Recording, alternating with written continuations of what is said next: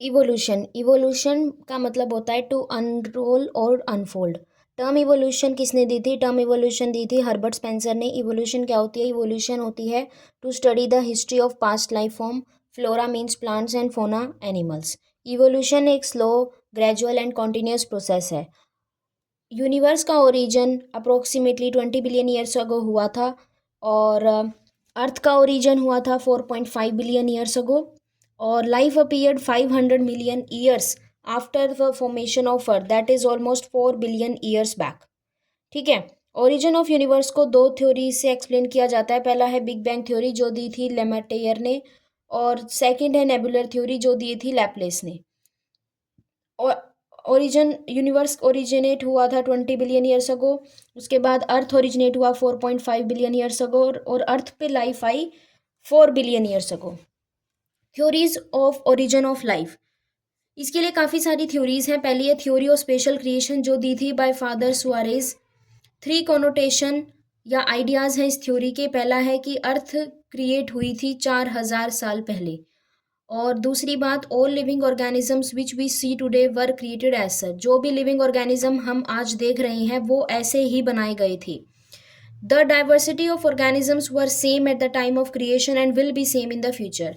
तीसरी बात कही कि जो डाइवर्सिटी, जब अर्थ क्रिएट हुई थी, लाइफ क्रिएट हुई थी, जब जो डाइवर्सिटी ऑफ ऑर्गेनिजम्स थी at the time of creation, वो तब भी वैसी थी और आज भी सेम है और फ्यूचर में भी ऐसी रहेगी। This theory was greatly challenge by Darwin and Wallace. Second theory है पेंसपर्मिया थ्योरी जो दी थी रिक्टर ने। इन्होंने कहा था कि life came from outer space in the form of spores. Third है थ्योरी ऑफ कैटास्ट्रोफिज्म जो दी थी जॉर्ज कुवियर ने। इन्होंने कहा था due to catastrophe everything destroyed and after destruction new organisms formed due to crystallisation of inorganic matter. ठीक है। फोर्थ है हमारे पास थ्योरी ऑफ स्पॉन्टेनियस जनरेशन और ए बायोजेनेटिक थ्योरी। ये दी थी वॉन हेलमोंट ने। इन्होंने कहा था कि नॉन लिविंग थिंग से लाइफ आती है। और थ्योरी ऑफ स्पॉन्टेनियस जनरेशन के सपोर्टर्स हैं एरिस्टोटल एंड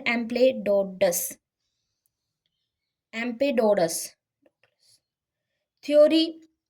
अब जो पैनजेनेसिस थ्योरी थी वो डार्विन ने दी थी, और पैनस्पर्मिया थ्योरी दी थी रिक्टर ने। फिफ्थ है हमारे पास थ्योरी ऑफ बायोजेनेसिस। इसके सपोर्टर्स ये कहते थे कि जो जो लिविंग ऑर्गेनिजम्स है, लाइफ है, वो लिविंग थिंग से ही आती है, और जो थ्योरी ऑफ बायोजेनेसिस है वो स्पॉन्टेनियस जनरेशन और एबायोजेनेटिक थ्योरी के अगेंस्ट थे। ठीक है। और मतलब सपोर्टर्स कौन है थ्योरी ऑफ बायोजेनेसिस के, और सपोर्टर्स और जो क्रिटिसाइज कर रहे थे स्पॉन्टेनियस जनरेशन को, एबायोजेनेटिक थ्योरी को, वो थे हमारे फ्रांसिस्को रेड्डी, लजारो स्पेलेंजानी और लुइस पास्चर। लुइस पास्चर ने स्वान नेक एक्सपेरिमेंट भी किया था। लुइस पास्चर ने कहा था ओमनिस वाइवम एक्स वाइवम, मतलब new life originate from pre existing life. और रडोल्फ वर्चो ने कहा था ओमनी सेलुला ई सेलुला, ये हमने सेल चैप्टर में पढ़ा था। ठीक है। नेक्स्ट है हमारे पास modern theory of evolution. Modern theory of evolution दी थी ओपरिन हेल्डन ने।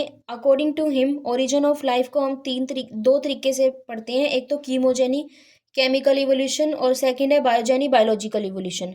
सबसे पहले कीमोजेनी केमिकल इवोल्यूशन हुआ था। प्रिमिटिव जो एनवायरनमेंट था अर्थ का वो रिड्यूसिंग था, मतलब कोई ऑक्सीजन प्रेजेंट नहीं थी, और उस वक्त पे हमारी अर्थ पे बहुत ज़्यादा गर्मी थी, बहुत ज़्यादा हाई टेम्परेचर था, 4000 से 5000 डिग्री सेल्सियस टेम्परेचर था। उसके बाद जब मोल्टन मास या लावा, बहुत सारी ज्वालामुखी फट रही थी, तो वहाँ से मोल्टन मास और जो लावा था उसमें से गैसेस निकल रही थी, और वो गैसेस अपनी एटॉमिक स्टेज में थी। एटॉमिक स्टेज में हमारे पास गैसेस थी hydrogen, helium, carbon, nitrogen, oxygen, सब एटम की फॉर्म में थी, एटॉमिक स्टेज में थी, और हाइड्रोजन सबसे ज़्यादा अबंडेंट थी। फिर उसके बाद उन एटम्स ने आपस में कंबाइन करके मोलिकुलर स्टेज आई, और ये गैसेस आपस में कंबाइन की और इनमें बना वाटर, और वाटर बना वेपर की फॉर्म में, और जो फर्स्ट इनऑर्गेनिक मॉलिक्यूल बना वो था NH3 अमोनिया। ठीक है। फिर जो ये मॉलिक्यूलर स्टेज थी, ये सब कहाँ चल रही थी? ये बॉइलिंग वाटर में चल रही थी। बॉइलिंग वाटर में हमें जो सबसे पहले इनऑर्गेनिक मॉलिक्यूल मिला था वो था NH3। वाटर हमें मिला था वेपर की फॉर्म में, और फर्स्ट ऑर्गेनिक मॉलिक्यूल हमारे पास CH4 मीथेन था। ठीक है। बॉइलिंग वाटर में हमारे पास काफ़ी सारे माइक्रोमोलिक्यूल्स बन गए थे, जैसे simple organic compounds, amino acid, fatty acids, purine, nucleotides, और ये बॉइलिंग वाटर में थे। इसको जो हेल्डन नाम के साइंटिस्ट थे, ओपरिन हेल्डन, जिन्होंने ये थ्योरी दी थी, उन्होंने इस बॉइलिंग वाटर को, जिसमें सभी माइक्रोमोलिक्यूल्स बन रहे थे, उस पानी को नाम दिया हॉट डाइल्यूट सूप और प्रीबायोटिक सूप। फिर ये जो माइक्रोमोलिक्यूल्स बॉइलिंग वाटर में बने थे, उन्होंने कंबाइन करके मैक्रोमोलिक्यूल्स बनाए, कॉम्प्लेक्स ऑर्गेनिक मॉलिक्यूल बनाए, जैसे proteins, carbohydrates, lipids, RNA. RNA हमारा फर्स्ट जेनेटिक मटेरियल बना था। ठीक है। अब मॉडर्न थ्योरी ऑफ इवोल्यूशन का सेकंड पार्ट बायोजेनी है, बायोलॉजिकल इवोल्यूशन है। इसमें है हमारे पास सबसे पहले प्रोटोबायोन्ट्स। प्रोटोबायोन्ट्स सबसे पहले आए। प्रोटोबायोन्ट्स में आते हैं कोसर्वेट्स एंड माइक्रोस्फियर्स। फिर सेकंड बने उसके प्रोटोबायोन्ट्स के बाद आए प्रोटोसेल। प्रोटोसेल हमारे फर्स्ट नॉन सेलुलर लाइफ हैं।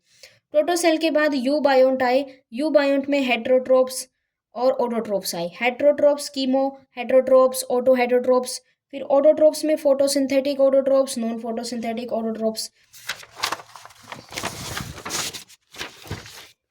अब हम देखते हैं फॉर्मेशन ऑफ प्रोटोबायोन्ट्स। फॉर्मेशन ऑफ प्रोटोबायोन्ट्स में सबसे पहले हमारे पास कोसर्वेट्स हैं। कोसर्वेट्स के बारे में हमें ओपरिन ने बताया था। ओपरिन ने कहा था कि जो हमारा हॉट बॉइलिंग वाटर था, उसमें जो प्रोटीन्स और पॉलीसेकेराइड्स थे, उन्होंने आपस में मिलकर एग्रीगेट बनाया और उस एग्रीगेट को नाम दिया ओपरिन ने कोसर्वेट। कोसर्वेट के पास कैपेसिटी नहीं थी डिवाइड करने की। फिर जैसे जैसे टेम्परेचर कूल डाउन होता गया, ठंड होती गई, तो माइक्रोस्फियर्स की फॉर्मेशन हुई।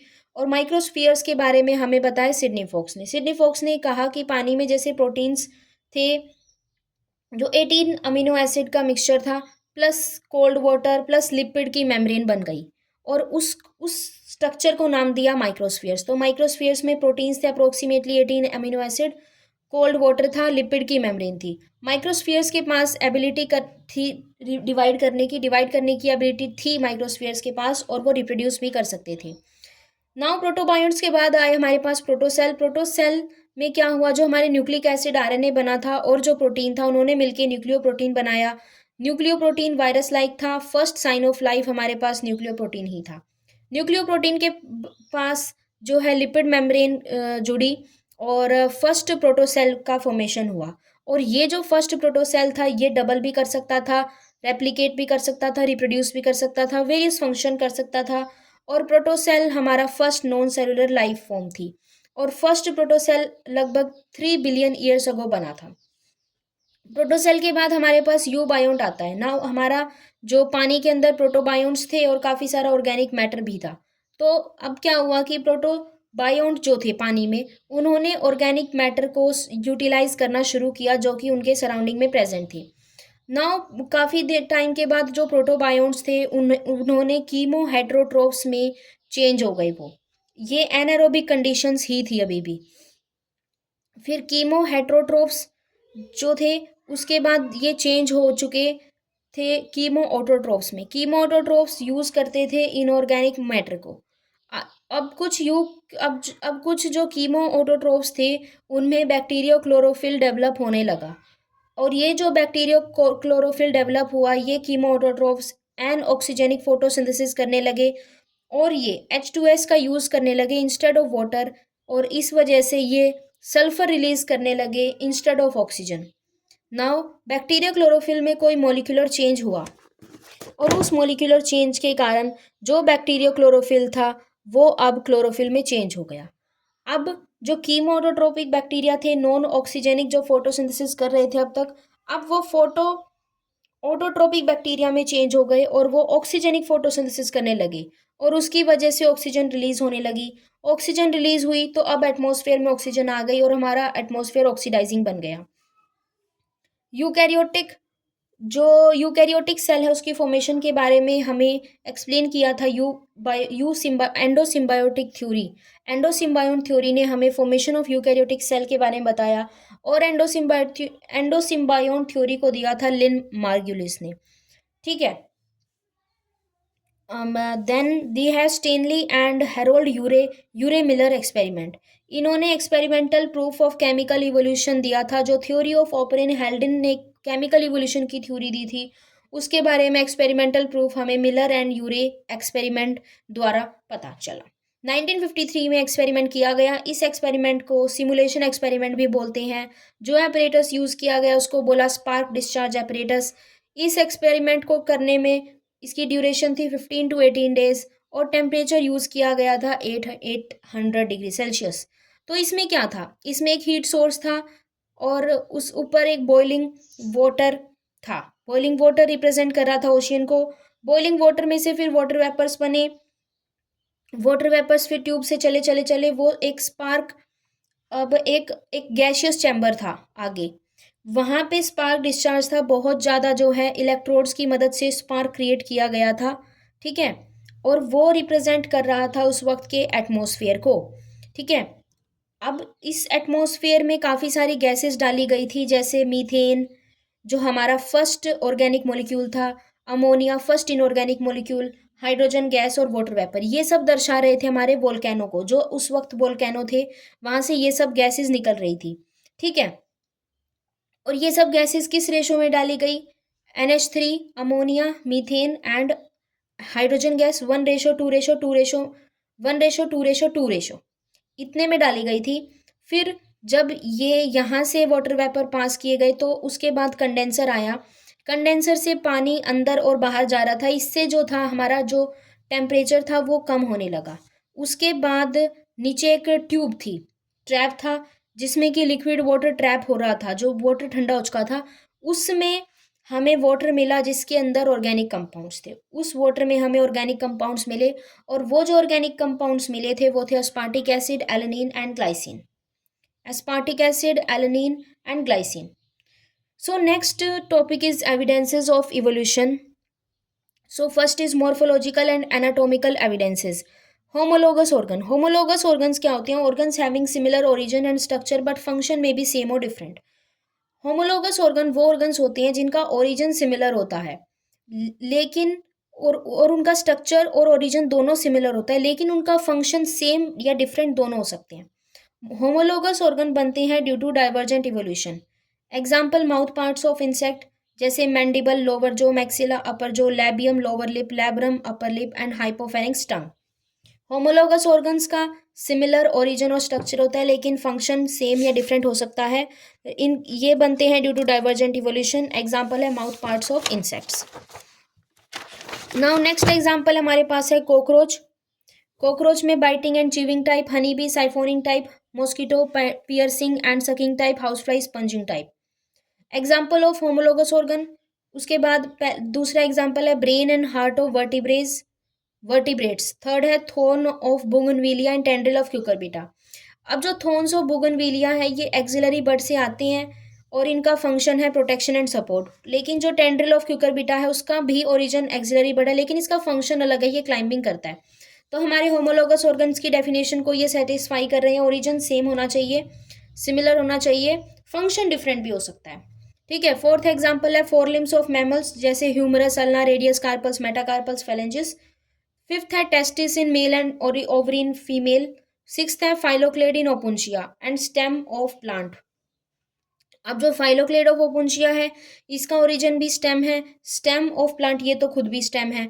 अब जो फाइलोक्लेड है इसका फंक्शन है फोटोसिंथेसिस, लेकिन जो स्टेम ऑफ प्लांट होती है वो सपोर्ट करती है। अब यहाँ ओरिजिन तो दोनों का सेम है स्टेम वाला, लेकिन फंक्शन डिफरेंट है, ठीक है। फाइलोक्लेड सिलेंड्रिकल होता है यूफोर्बिया में और फ्लैटन फाइलोक्लेड होता है ओपुंशिया में। सेवंथ एग्जाम्पल है रेडिश एंड कैरेट, दोनों ही रूट का मॉडिफिकेशन है, काम स्टोरेज है, काम सेम है, सेम भी हो सकता है होमोलोगस ऑर्गन में, तो कोई दिक्कत की बात नहीं है। एट्थ एग्जाम्पल है पोटैटो एंड कोलोकासिया, ये स्टेम मॉडिफिकेशन है, स्टोरेज करती है। नाउ नेक्स्ट है हमारे पास एनालोगस स्ट्रक्चर। एनालोगस स्ट्रक्चर में ओरिजिन डिफरेंट होता है लेकिन फंक्शन सेम होते हैं। एनालोगस ऑर्गन्स में ओरिजिन डिफरेंट होता है लेकिन फंक्शन सेम होते हैं और ये बनते हैं due to convergent evolution, also known as होमोप्लास्टिसिटी।